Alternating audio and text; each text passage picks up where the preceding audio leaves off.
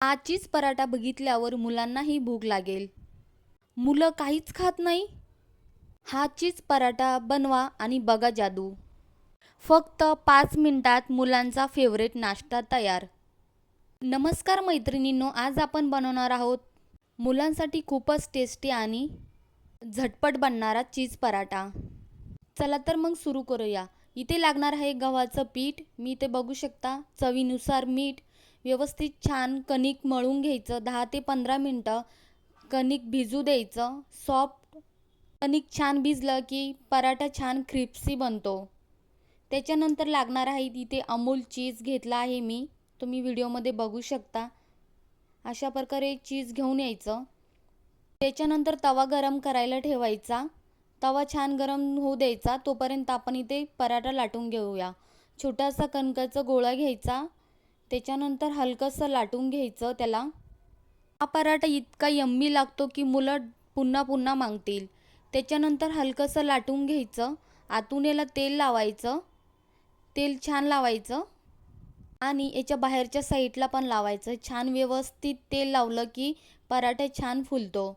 त्याच्यानंतर याला पिठामध्ये बुडवून घ्यायचं आणि छान याला गोल आकार द्यायचा. व्हिडिओमध्ये तुम्ही बघू शकता मी याला छान गोल आकार देऊन घेतला आहे. त्याच्यानंतर याची छोटीशी चपाती लाटून घ्यायची. आपण चपाती जसं लाटतो तशी. त्याच्यानंतर इथे लागणार आहे खिसणी बारीक. त्याच्यानंतर खिसणीच्या साहाय्याने हलक्या हाताने चीज खिसून घ्यायचं पूर्ण चपातीवर. व्हिडिओमध्ये तुम्ही बघू शकता मी अशा प्रकारे पूर्ण चीज खिसून घेतला आहे. त्याच्यानंतर याचे 4 कोपरे व्यवस्थित दाबून घ्यायचे हलक्या हाताने.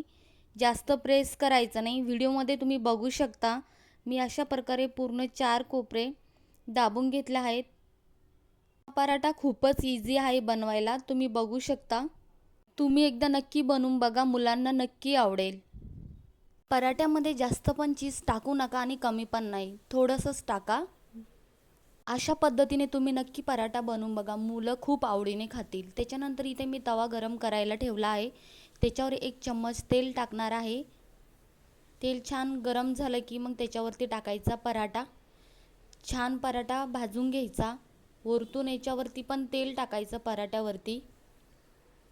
हा खूपच झटपट आणि टेस्टी पराठा आहे. असेच मी नवीन व्हिडिओ मुलांसाठी घेऊन येत जाईल. चॅनलला सबस्क्राईब करून ठेवा.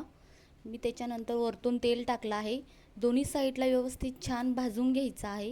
व्हिडिओमध्ये बघू शकता तुम्ही किती छान इथे एक साईड भाजली आहे. माझ्या मुलाला हा पराठा खूप आवडतो. मी दिवसातून एकदा तरी बनवते.